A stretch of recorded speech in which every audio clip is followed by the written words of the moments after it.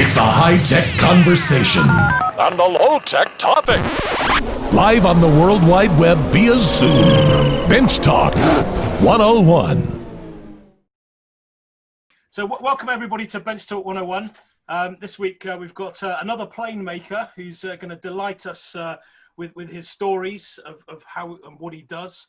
But just before we get going to that, if you can all stay on mute, that would be much appreciated. After Phil has given his talk, we'll have time for questions. So use the chat button down the bottom, and we can ask questions away like that. Okay. So I think we've got Derek, who's going to give us a little bit of an intro for Phil. What I advise you all is that if you put your speaker view onto, your view onto speaker view, then you'll be able to see Derek and Phil in their finest glory. Finest. There he is. Look, he's going in and out. He's wearing a Chicago I've top. got aching back today. I'm not rocking. I've just got back from the beach, actually.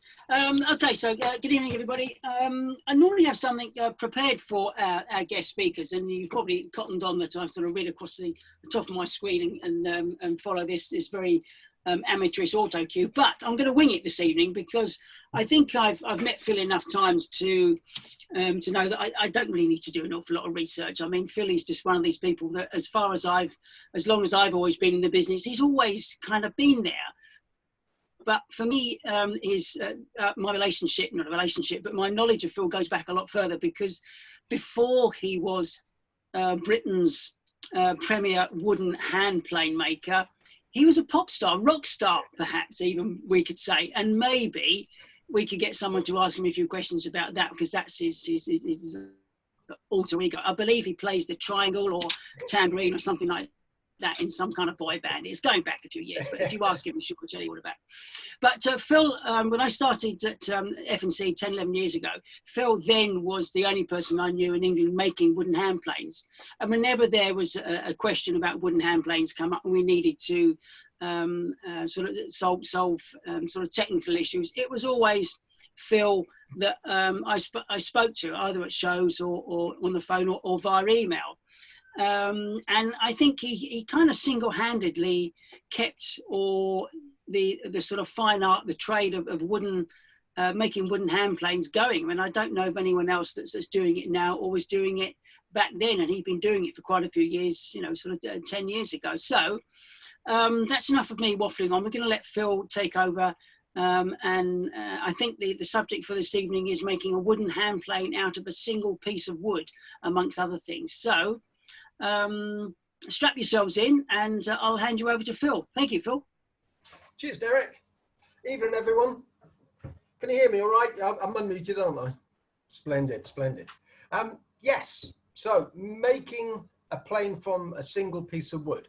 When I first started making planes, I made them in the sort of Krenov style, laminated.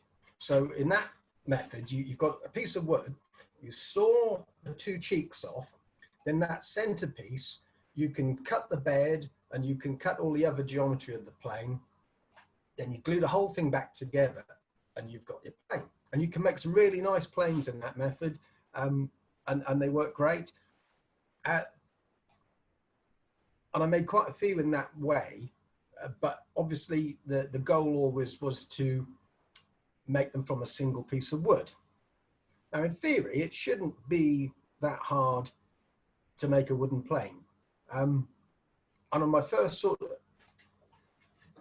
amateur attempts to make a plane, you sort of mark everything out and you start excavating from the top and everything's going great. You get about halfway down and you think, well, this isn't so hard. I can do this, I can do this. But then as you get to that lower half of the plane, all of a sudden, everything is getting tighter and tighter and tighter. And all your existing tools will no longer fit in that area.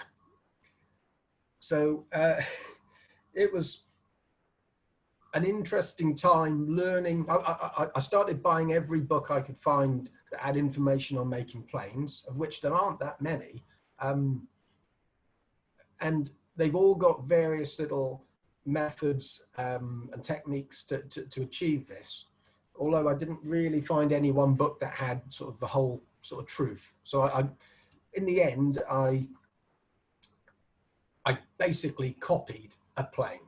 And I think that's really the best place to start if you want to have a go at making a plane, is to get hold of an old plane, a jet plane, something simple, measure it, measure the angles, and then try and replicate it.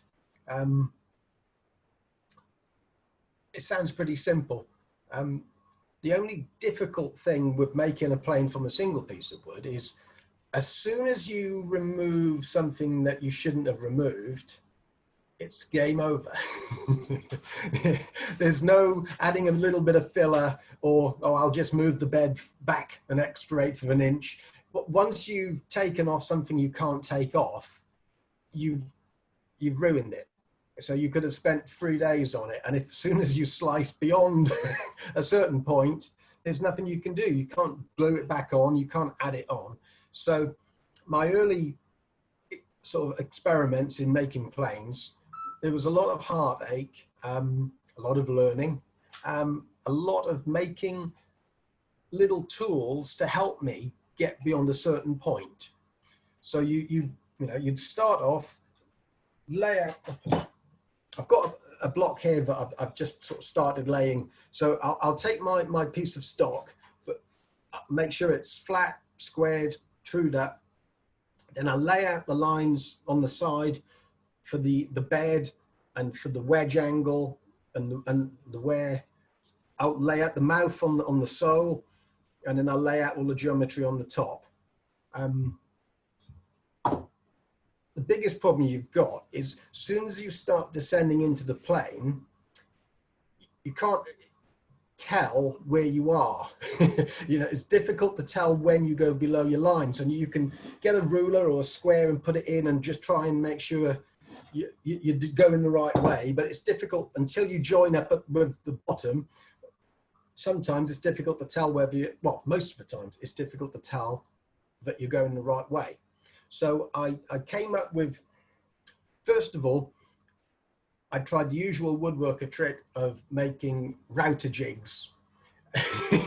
And it seemed like that might be a good approach, but because you're going in at angles 45, 50, 55 degrees, as soon as you start tilting the router over, your depth of cut, you're lucky if you can get an inch and a half, 2 inch depth of cut with a router. So that wasn't going to work. So then I tried the mortise. I've got a square mortise chisel machine for cutting mortises. So I sort of tilt the plane up on a jig, and then try using the hollow mortise chisel to sort of cut through. And that again, it just wants to follow the grain. In theory, it should be the perfect machine for it, but it would always follow the grain. The drill press. I started buying lots of expensive drill bits, brad point bits, engineering bits, trying to buy the best drill bits I can, because again, it always wants to follow the grain. And if you can't accurately drill a hole, then there's no point doing it, is there?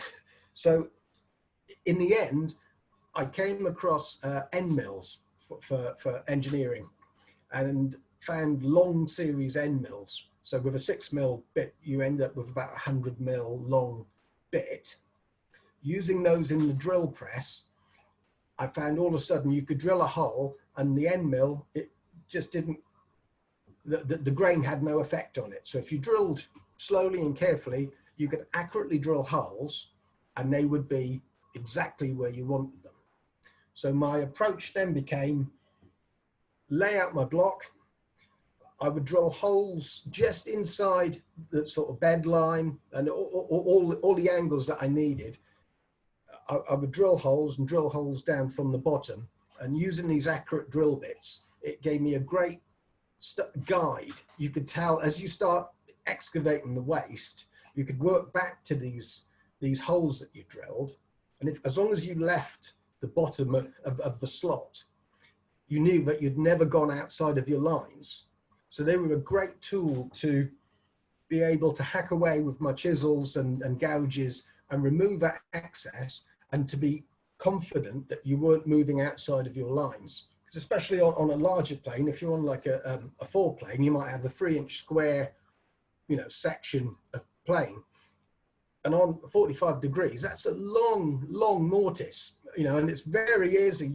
If you're 2 degrees out, time you reach the bottom, you know, you've missed the mouth by a considerable way. So finding this method of being able to drill accurately, to be able to use that as a guide, that was a real help for me.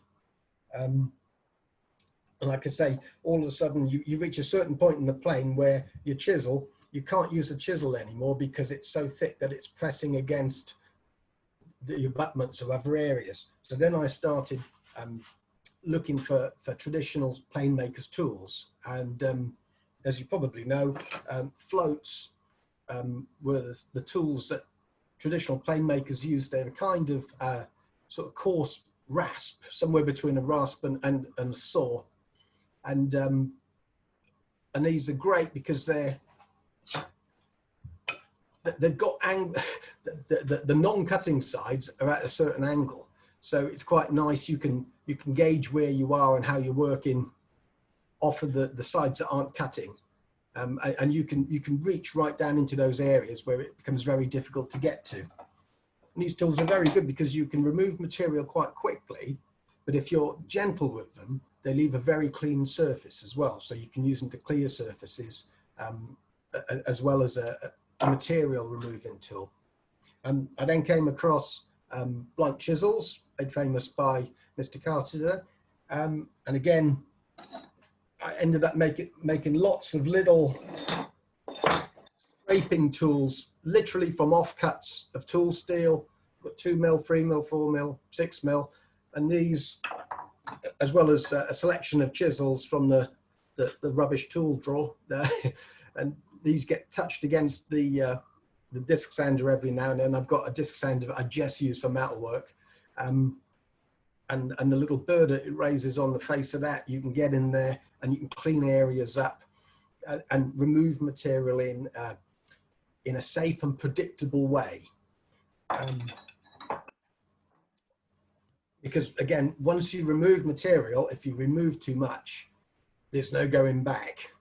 So as I made more and more planes out of solid, everything would be going good, and then you'd reach a certain step where it'd be 50-50. If I got it wrong, I'd ruin the plane, and if I got it right, great.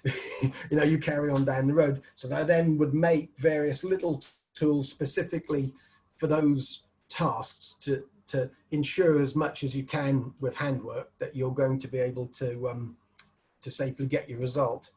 So there was a lot of learning through experimenting and having a go. I learned a lot from looking at other planes, taking measurements and noticing the similarities between planes.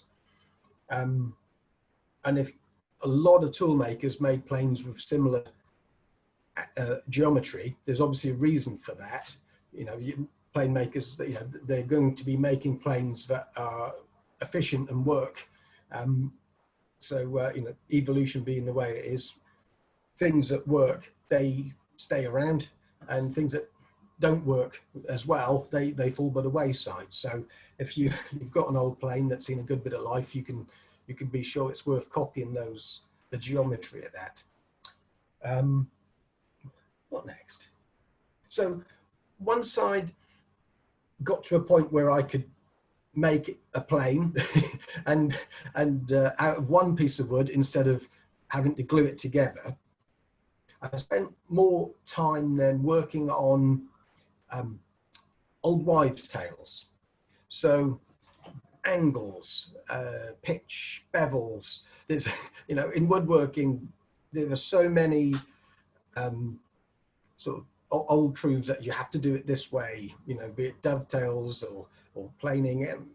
Every technique, there are certain sort of old rules that you need to follow. But I started making planes just to test things out. So pitch. Now, most Stanley planes come with a the iron bedded at 45 degrees. And you know, up until a decade or two ago, that was pretty much, unless you bought a Norris or, you know, a sort of high-end old hand plane, you were only going to buy something that was at 45 degrees.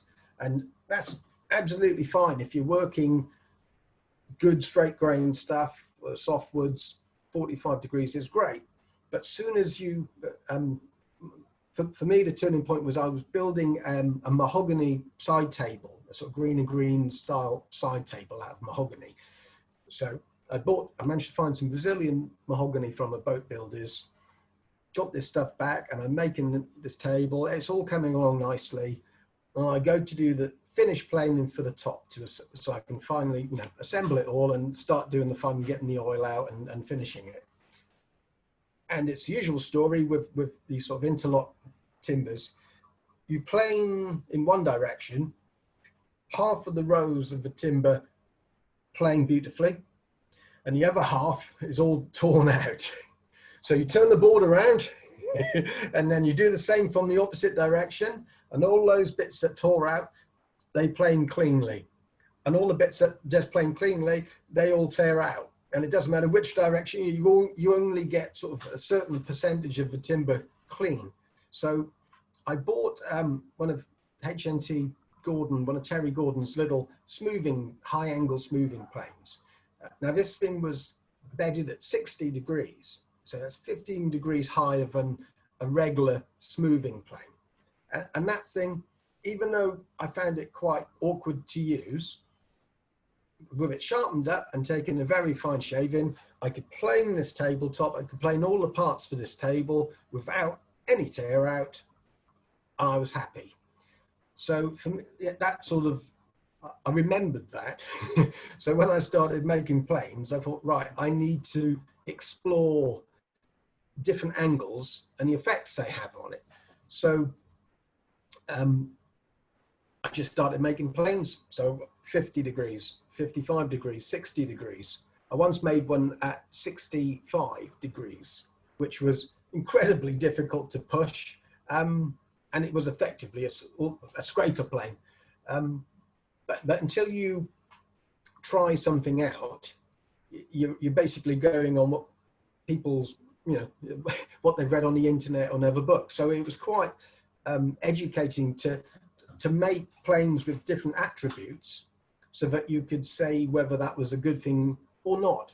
So if you're making a jack plane, so a jack plane, you're going to be taking a coarse shaving. So because you're taking a coarse shaving, that's going to be difficult to push. So you want, you know, with a high angle, and there's no real advantage to having a high pitch in a jack plane, because the type of shaving you're taking, you're going to be coming after that with other planes to then finesse that surface. So with a jack plane, you can get away with a lower angle, so it's easier to push. And then by cambering that iron, it's you end up, the edges of the iron, because they're sharp and they're coming up out of the work, it's much easier to push that plane and to take a clean cut. Whereas if you take a chisel and try and push a chisel through a board, the edges of the chisel, they'll tear the fibers.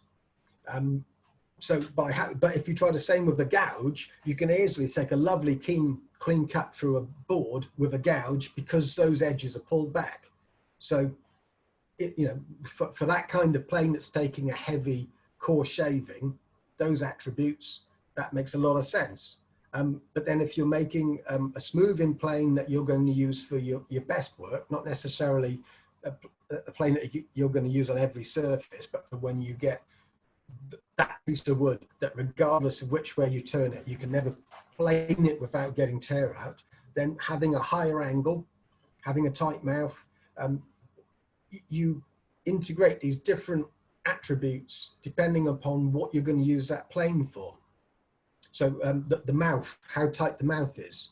So in a smoothing plane, having a mouth that's tight enough to just let one shaving through is what you want, because the tighter the mouth, the less tear out you get, because it holds those fibers down as you're cutting.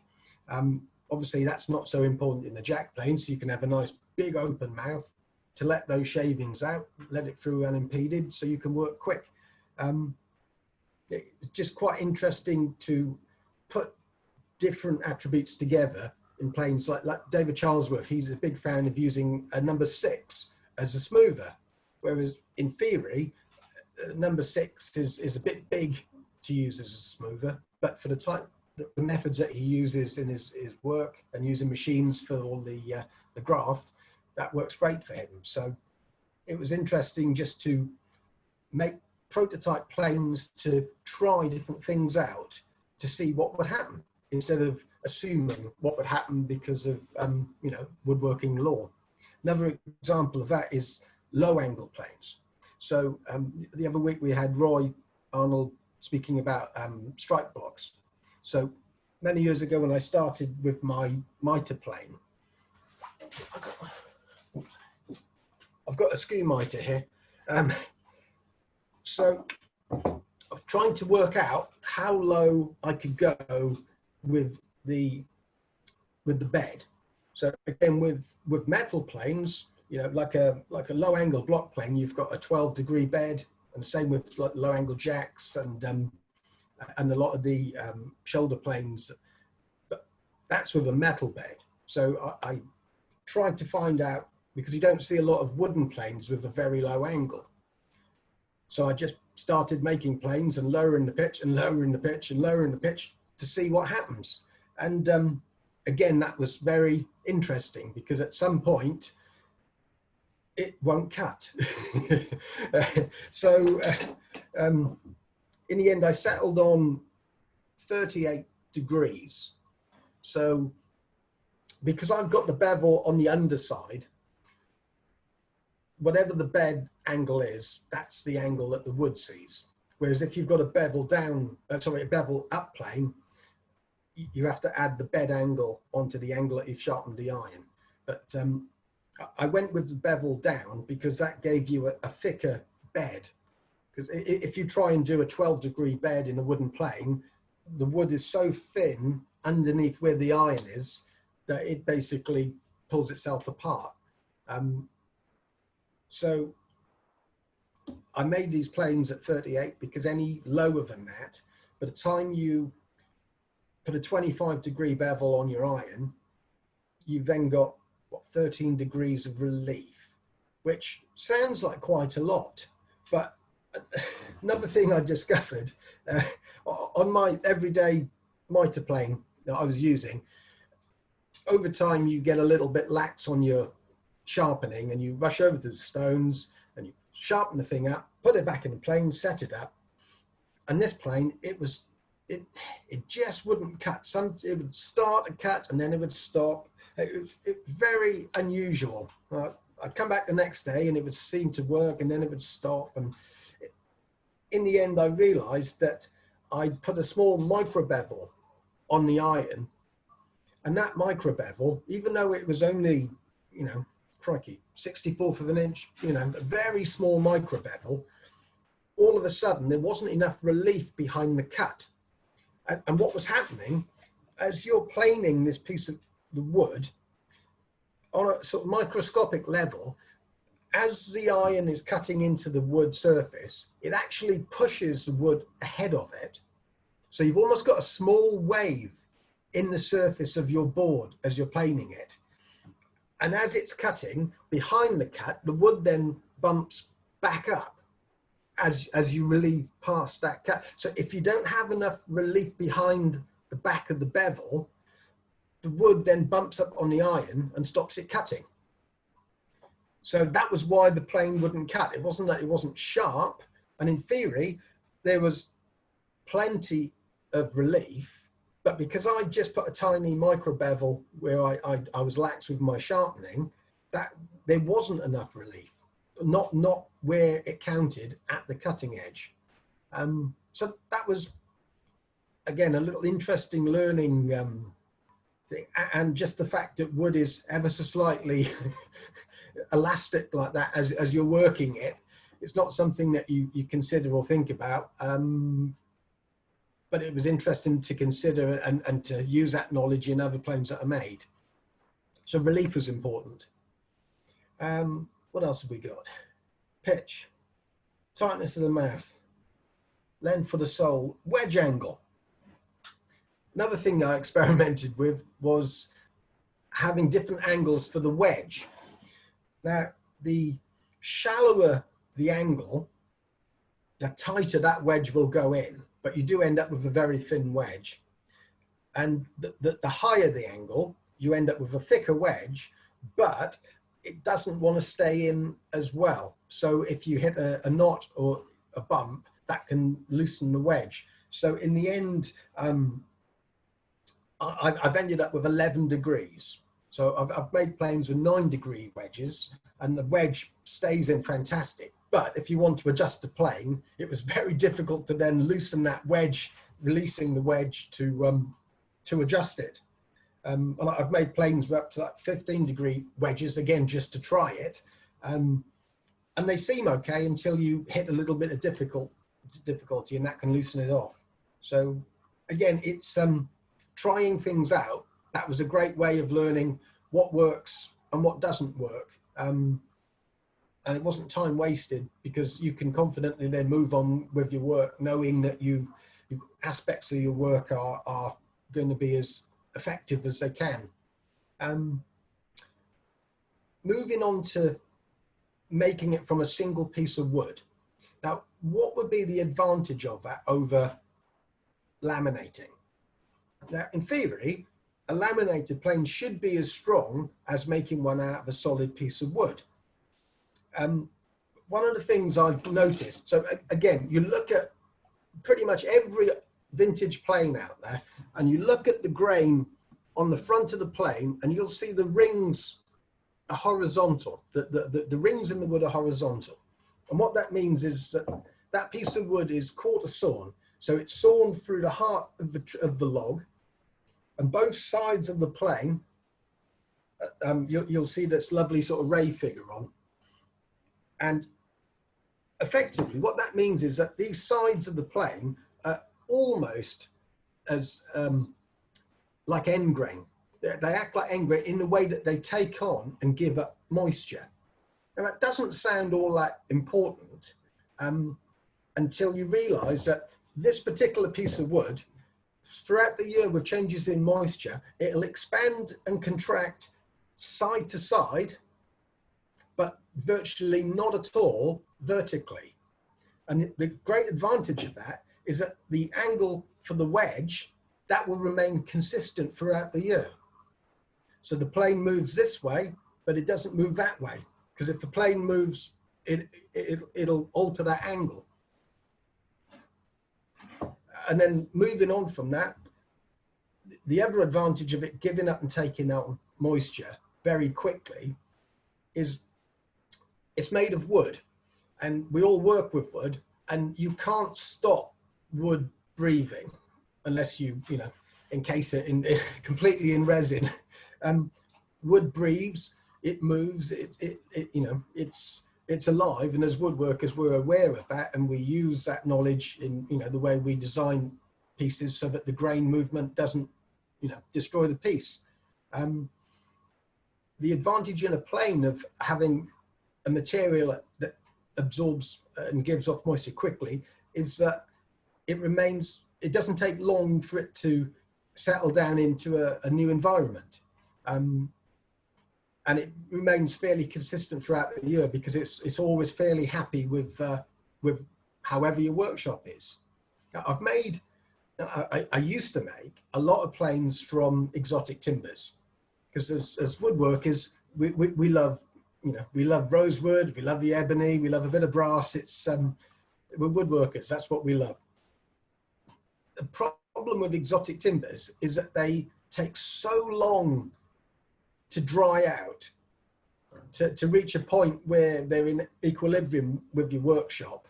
And when I say they take a long time, we're talking years, decades. I've bought pieces of rosewood from cabinet makers that have been retiring, and I've had it sat on a shelf for 30 years.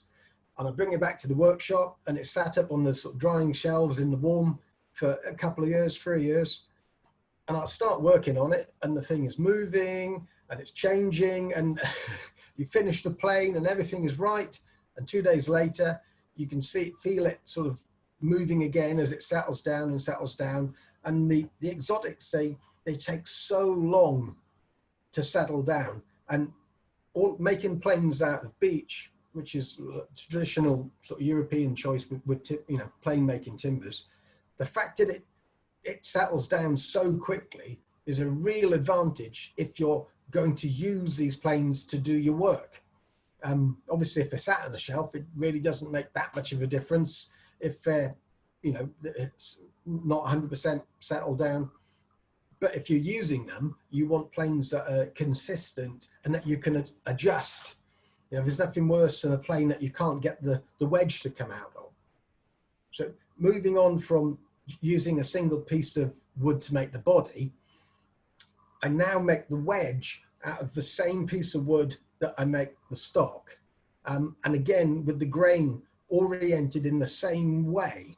So that then means that the wedge is going to expand and contract in the same way that the body does. And then you end up, because a lot of the old planes that I see, you see problems with the cheeks where they've been stored badly and the planes have shrunk and then split around the wedge and the iron.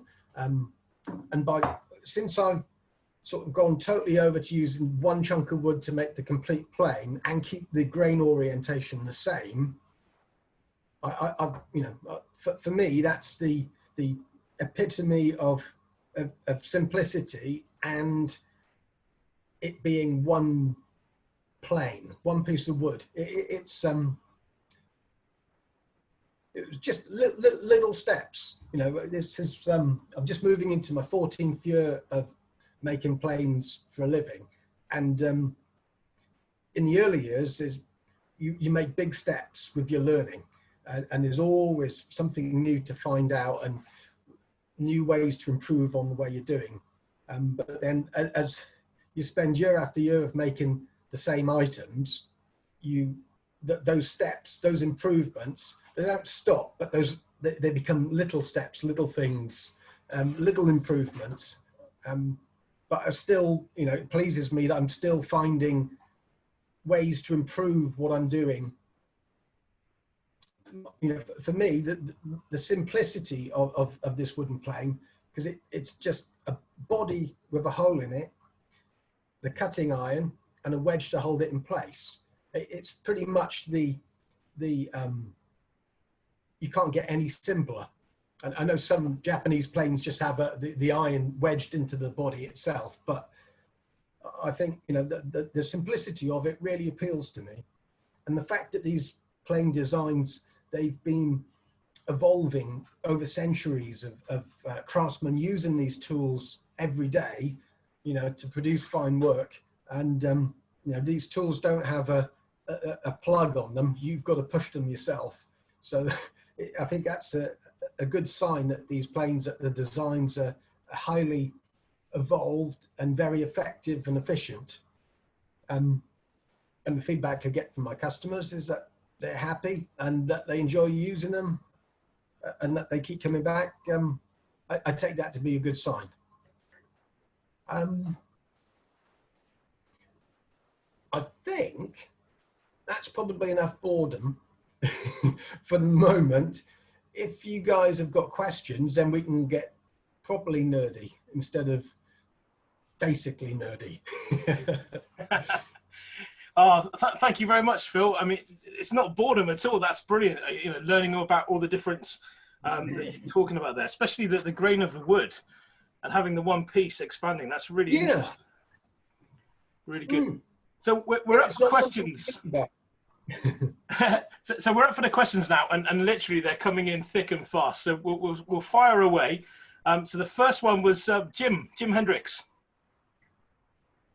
I need to allow you to be able to unmute yourself. Unmuting, yeah. There we go. Jim, over to you. You just can't get the staff these days, Philly. Evening, Jim. Evening, sir. I noticed that you moved over to the beach. Is that because you're down that way, down the south coast? but no, seriously, beach. We talked about beach and Courtesan beach, and a while back when you gave me a beautiful piece to use for the Gabriel side round that I copied the other one of. What is the situation with regards to Courtesan beach? Do you just go and get the beach from a local timber yard and just pick out the bit in the middle? Is that where you're moving? This was another learning experience. So you go to your local timber merchant, and they've got all British hardwoods. You've got oak and ash, sycamore, beech. It's all there, and you start going through the boards. And with beech, you just don't really find many Courtesan boards. And in the end, I end up traveling around the country and going past various timber merchants a few times a year just to go through their stocks and to pick out any boards for a Courtesan or close enough. And I found out that because the Courtesan boards with that ray figure, they look so different to through and through boards. So if you were going to be making a tabletop, if you've got one board that's Courtesan, it looks completely different to the rest of the boards. So the importers, they pull all the Courtesan boards out of the deliveries, and they get palleted up and sold off to the furniture making industry for chair legs and things like that. Whereas on a small chair leg, you're always going to have two faces that are corded and two that are flat sawn. So yeah, in theory, finding corded beech, which is a native timber, it grows everywhere in the UK. It should be easy, and it is actually quite a stressful pain. And I've started buying sort of 3-inch boards and then resawing them to get the stuff that I need. But I'm always, I've got quite a lot here, but then you start working out orders and what you're going to use, and there's always, a good amount of waste. So, yeah, a few years ago, I did buy a tree and had it cut and planked, and that was nice, but that's all gone now. Yeah, in theory, it should be really easy to find. And I go down to Yandles in sort of Yeovil way, which is my local place, and they've got, they've got stuff cut down for wood turners, and you walk through and there's all Courtesan 3-inch squared long lengths of sycamore, ash, oak. You can find all the other timbers really easily, apart from what I want. So basically, I just try and shop as much as I can, go through everything, and just try and find the lucky boards. But, yeah, I went to, there was a guy I bought some boxwood from. He was actually a local farmer, and he cuts down trees for people. And I actually, when I was there, he was cutting down a beech tree. And I said to him, listen, I know this is a strange request, but can you cut the whole thing Courtesan? And he looked at me as if it was completely insane. And I drew him a picture of how to do it, and he did it with a chainsaw. So I've got a ton, actually, well, not a ton of it, but I've got quite a bit of it. It was a huge chunk. So if you do need any, I'm going to probably resaw some of that. But just before I go, I'd just like to show the audience one of your pre-beech models, which I think you recognize. Yes, Solid African blackwood. Yeah. Hasn't moved anywhere. That's good. And it's not going to. Thanks, mate. Thanks for coming on. Hey, my pleasure. Cheers, Jim. Brilliant. Thank you. Shrenik, you're up next. Hi, Philly. Thank you for your brilliant talk. I think I've been thinking about making planes for a while, and Jim's been reminding me that you're coming tonight, that you were talking tonight. I think I'm going to go right back to the start of your talk, where you were talking about making planes by machine, or using machines. And I seem to remember when I was reading up about the Marples history, that the Marples BB planes were actually machine-made planes. So there must have been a proper way of. From what I can gather, the larger plane making companies in the sort of 18th, 19th centuries, they would have a machine that chopped the majority of the throat out, and unfortunately, because the plane making companies, because they were very competitive, none of them ever put in for a patent for these machines, because if you apply for a patent, you have to put plans in, and then the other companies will be able to see the plans for their machine. So from what I gather, a lot of the big companies did have a machine that would remove a lot of the waste, but they were bespoke machines that they made and were kept sort of, kept away from prying eyes. So I don't have any, I don't have any more information on them. But from what I gather, they wouldn't make a finished plane. It would just excavate the majority, and then the skilled, plane makers, then they would come in and then pair those surfaces to the correct angles. Shame we can't go 50 years back in time at least. Yeah. Thank you very much. Yeah, unfortunately, I haven't got any more information. If anyone's got any information on that, I would be eager to see it. I'm sure we're not going to be making one of those machines, but it's be interesting to see what they used. Yeah. Thank you. Thank you very much. Okay, Baz is up next. Hi, thank you for the talk. That was really interesting. I want to go back to the start as well. When you said you started by making Krenov style planes, I wanted to ask what you found between having the pin style and the traditional cheek style, and ask about the advantages and disadvantages of both, please. Yes. With the Krenov style, actually, let me just grab one.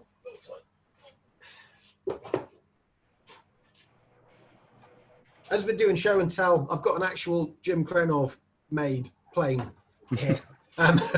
So yeah, instead of the abutments that you get in a traditional plane, with the Krenov style, he would put a cross pin through the cheeks, and then when you glue the thing back together, you'd pop that pin in before you clamp it up.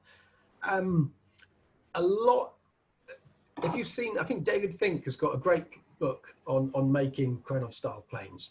And one of the biggest problems people have is the shavings catching on either the cross pin or the wedge, where it works, but it does take a lot of fettling. And again, after making a few of them, I started making laminated planes, but with the geometry of a regular wooden plane, with the abutments for the wedge to go against. So I would cut the plane open, and then I'd saw these abutments and chop it all out, clean it up, glue it back together. So then I started making Krenov style planes, but with a regular geometry wedge and abutments. And I find that you get a lot more pressure, even pressure on the wedge pushing on the iron, because with the cross pin, it's often quite a way up the body, and you end up with pressure having to sort of cut the wedge so that it puts pressure where you want it more. I just find it a little bit fiddly, not so good on the shavings ejection. It works, but there are so many old planes out there that they must have been doing something right, and I just find that for me it works better, and you've got more pressure holding that iron down. So that's why I went down that road. It's, Brilliant, thank you very much. Andy Tuckwell. Hi Phil. Hi.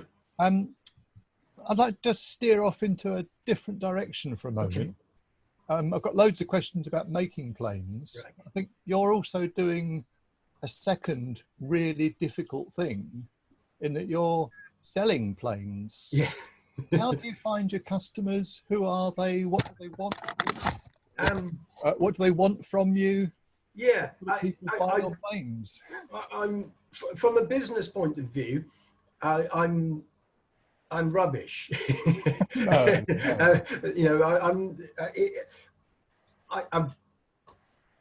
I make planes that I like, and then if people like them, then that's great. So that was my basic starting point. At one point, I at one woodworking show, I asked all the regular faces that came up to the bench. I said, right, if I were to make a plane, what would you like to see in it? So I basically did a survey of a load of woodworkers at the show.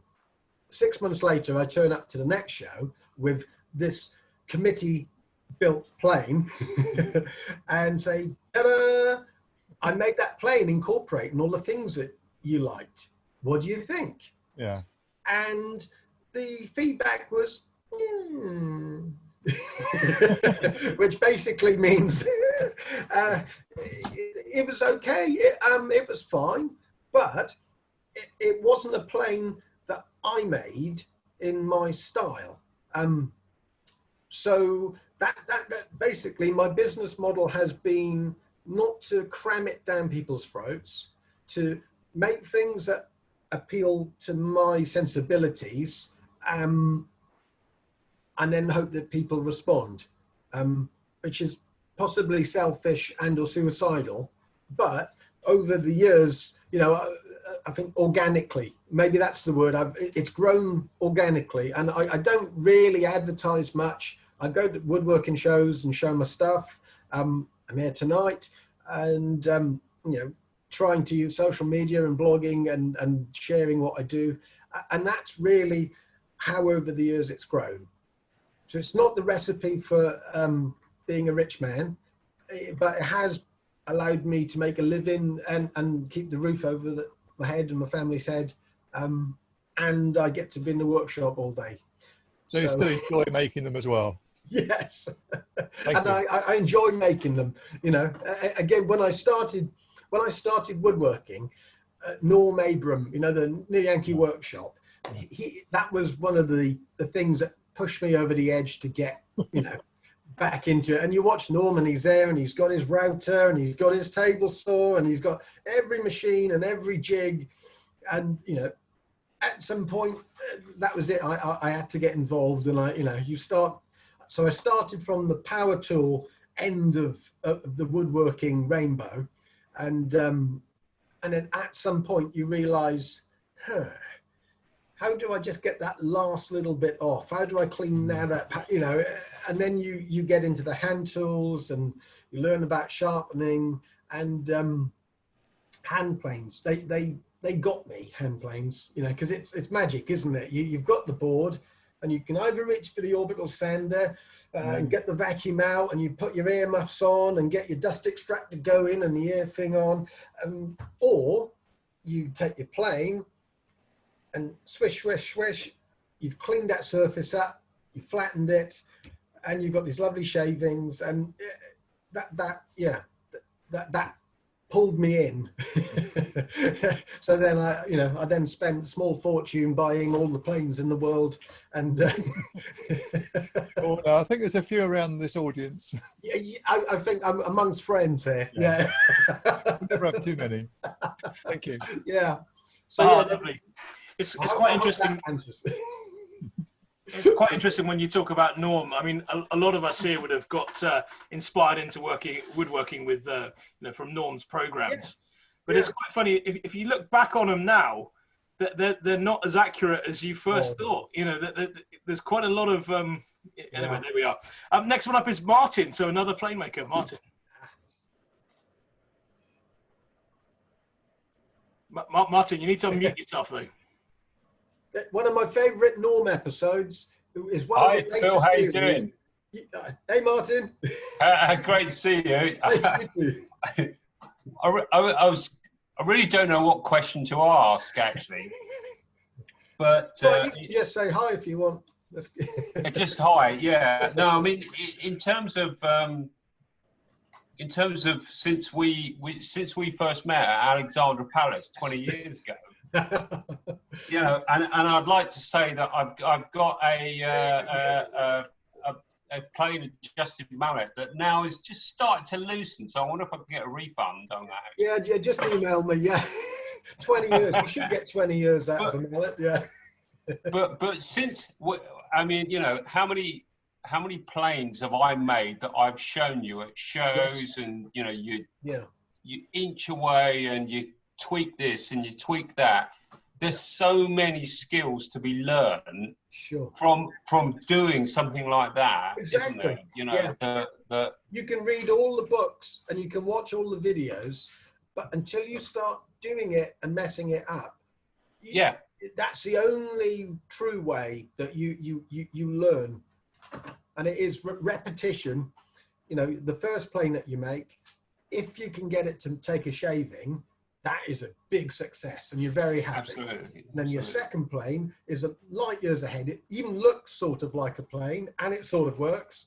But then your third plane, it's another step forward again. And that's the thing, isn't it? Once you get to plane 30, plane 50, plane 100, it's then you can look back and say that you've learnt something. One of the things, talking about the quarter sawn timber, I've bought sort of chunks of beech that aren't big enough to get a normal sized plane. So I resaw it to end up with a a 2-inch square, something like that, and like almost like a little block plane.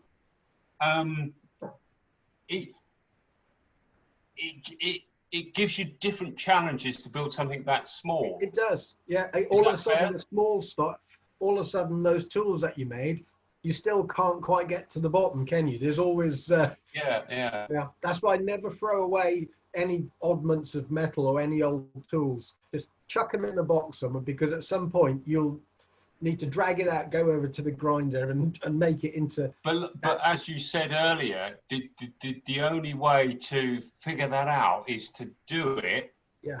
And fight and make mistakes. Yeah. Make mistakes. Make loads of mistakes, and then you think they that come doesn't free. work. Yeah. How do I correct that? And exactly. As it gets smaller and smaller and smaller and smaller, maybe you could sell it to Barbie's woodshop. Barbie's on here again tonight, so there we are. Brilliant. Thank you, Martin. Chester, you weren't first up today. Chester's 5-6 in this, so over to you, Chester. There was just so much to take in. That was really wonderful. Your enthusiasm is marvelous to watch in your speech and your smile and everything. I just enjoyed it thoroughly. So thank you. Now I have a list of questions. No, I'm kidding. I do have a couple. Number one, when you were adjusting your angles to figure out what you liked the best, you referred mostly to changing the bedding angle. Yeah. But you didn't mention whether or not you changed the angle of the iron from 25 degrees. And so in those tests, did you change that along with the bedding angles to see what I found? So if you any lower than 25 degrees, and you do get a fearsomely sharp iron, but it is quite delicate. So it depends. If you want to keep that for certain jobs, then that's fine. But and again, depending on the type of wood, if you work in something that's quite heavy going, or something like teak with silica in it, to have like a 35 degree micro bevel, secondary bevel, and that can make a big difference to how long the edge lasts before it starts to break down. Again, on a regular bench plane, once 45, 55, you've got enough relief behind the blade that you can mess around with things. It's it's all down to how long the edge is going to hold up. Right. Then when you talked about cutting the wedges from the same billet as the main body of the plane, what I'm wondering is, do you start off with your billet being taller than you need and cut the wedge off the top? Yeah. Or do you cut it off further down the billet and make a bunch of them? I've made planes with lovely scrolled wedges. So you end up, I'll cut the wedge at a certain angle, and then I went and I made a beautiful, beautiful scroll wedge, and then you start fitting, doesn't quite fit. Okay, I'll just take a bit more off. Take a bit more. And before you know it, that wedge has gone down and down into the plane. So now I have a long piece of timber for the wedge. You get that wedge fitting perfectly, then you do the pretty work afterwards. But yeah, definitely keep them nice and long. And then on your irons, where do you get your irons? And do you use a thicker iron, or do you, a tapered iron or a flat iron? Okay, so because I make so many different types of planes, you know, if I only made bench planes, then I could buy, you know, straight irons in and I would be away. But because I make, you know, lots of like skewed planes and planes with profiles, I had to learn how to make my own irons. So all the irons I make myself, make them in-house. And I also find it's much easier to make an iron to fit a plane than it is to have a profiled iron and then you try and get the plane to match that. So even though metalworking isn't necessarily my love, you know, I've had to learn how to do it and learn how to heat treat and, you know, that the whole. And are they tapered? Do you use a tapered iron or flat? That was another, you know, area of experimentation. So obviously old planes have got tapered irons. And the main reason for that is when tool steel was first invented, for want of a better word, it was very expensive. So if you look at old irons, you'll see that the bottom inch or two is tool steel and the rest of it is wrought iron. Lamination. Yeah, exactly. So they'd laminate a piece of iron. You know, you go to the blacksmith, say, I need a plain iron. He would then weld a piece of iron onto that tool steel, and then he would then iron, you know, he would hammer that out, and that's how you got the length, and that's why you got the taper. Now, the big advantage people say of tapered irons is you've got a double wedge. You've got a wedged iron and you've got a wedge, and they lock against each other. And yes, that is true, but the downside of that double wedge is I find it much more difficult to adjust it finely and quickly, because you tap the plane to release the wedge because you want to put the iron back, and you've got this sort of double shutting. As soon as you tighten the wedge, it pushes the iron forward. Then you have to loosen it, and then it's not as easy. If you've got a single parallel iron and you've got a single wedge and it fits correctly, everything is sweet. And to adjust it, it's easy to adjust the plane, it's easy to release the wedge, and it's easy to lock it. Basically, it's about making it fit and making it correctly. So obviously, if you're mass producing something, I can, you know, like with chip breakers, with back irons, I can fully understand how that came about, because instead of having to fit each plane, iron and wedge to a body perfectly, you can have a chip breaker on it. You can take a wedge out of the box and you just hammer that wedge in until it compresses the chip breaker to fill the void and fit. You know, it's a time saver, and it, you know, it does. Yeah, if you're mass producing, that's a great advantage. But you know, you read books about old collections of tools, and their finest smoothing planes would be a single iron smoother.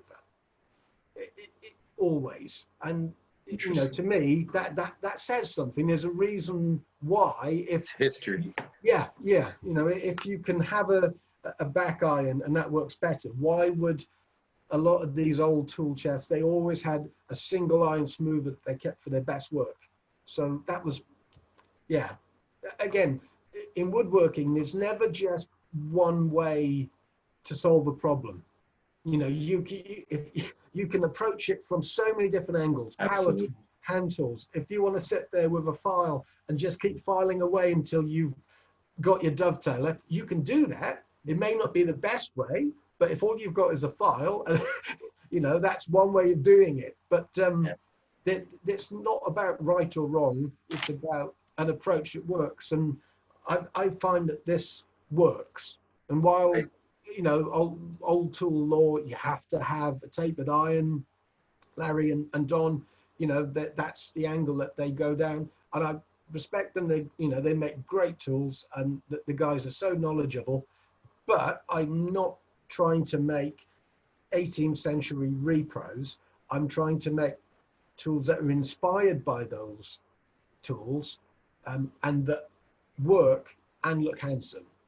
So, and not charge a fortune. I'm trying to.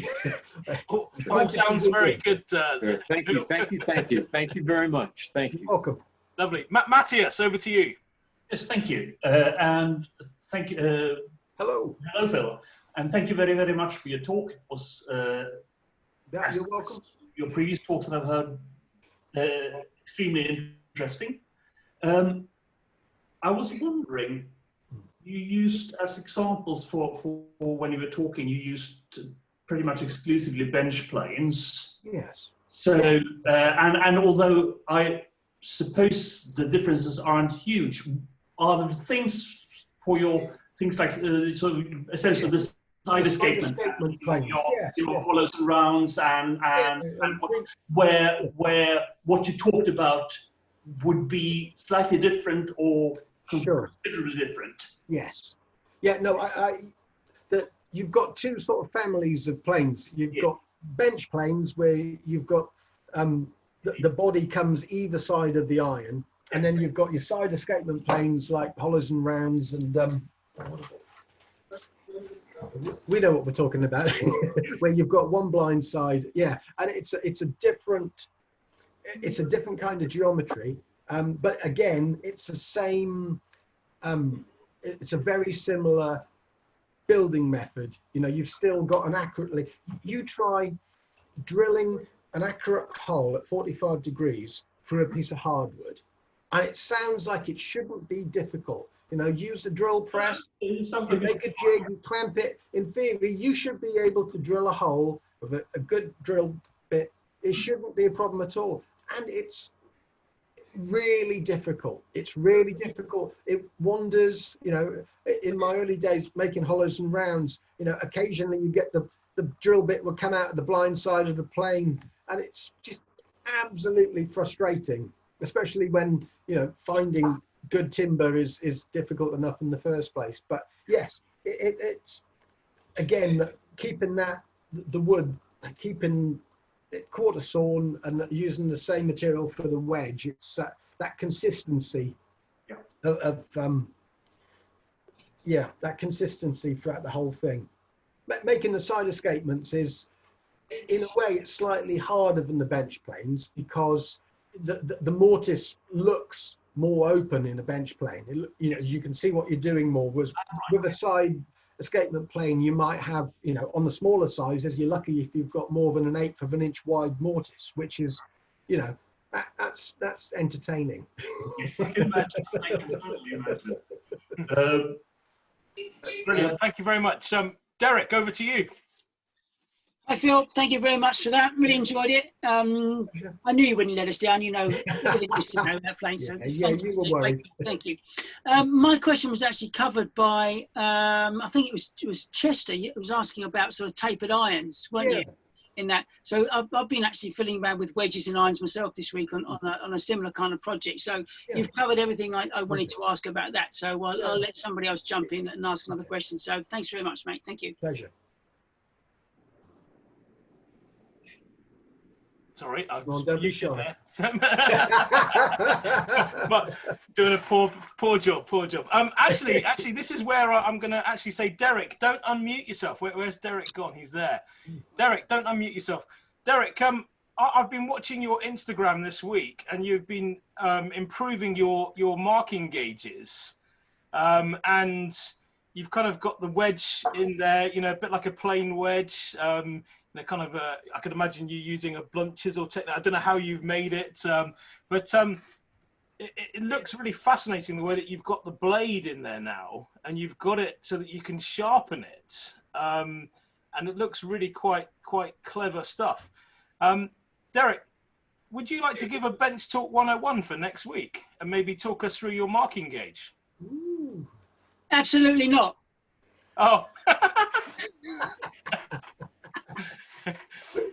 I'm washing my hair. I'm washing my hair next week. You can, of course, yes. I mean, yes, absolutely, yeah.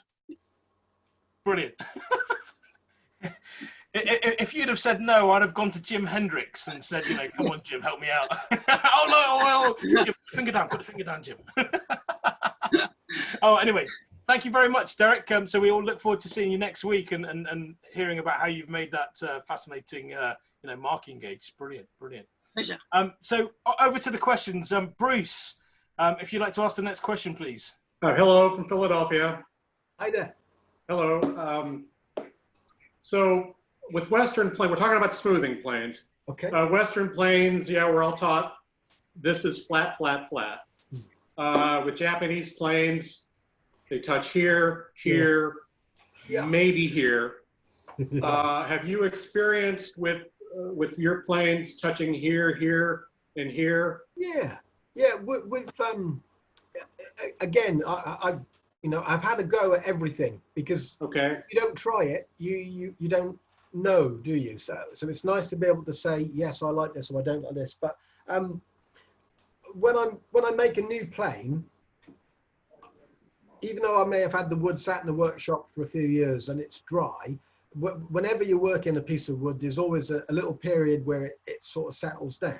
So I'll finish the new plane, I'll have it all set up and working, I'll flatten the sole, and then a day or two later, there'll be a little bump appear behind the, in this little area here. Always a little bump appears. So then I have to then re-flatten that sole, and then she's pretty happy then for another 6 months or a year.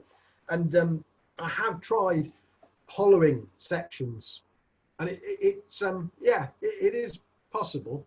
I mean, the sole flatness question, it really depends upon how fine a shaving you're going to take. So if you're using a jack plane and you're going to take an 1/8 of an inch shaving, Doesn't matter, right? In reality, it doesn't even matter, what the sole is like.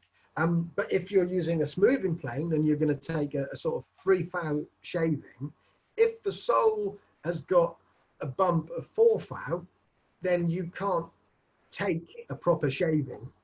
So the sole flatness depends upon the shaving you're going to take. And you say hollow in little areas, as long as you've got that pressure point in front of the mouth, because that's a pretty tear out, that area is really important. The toe, you need that to be coplanar with these other areas. And the back of the plane, like you say, on Japanese smoothers, they'll hollow that out. But if you watch a Japanese woodworker, when they're smoothing, they do tend to whip the plane off the board at the end.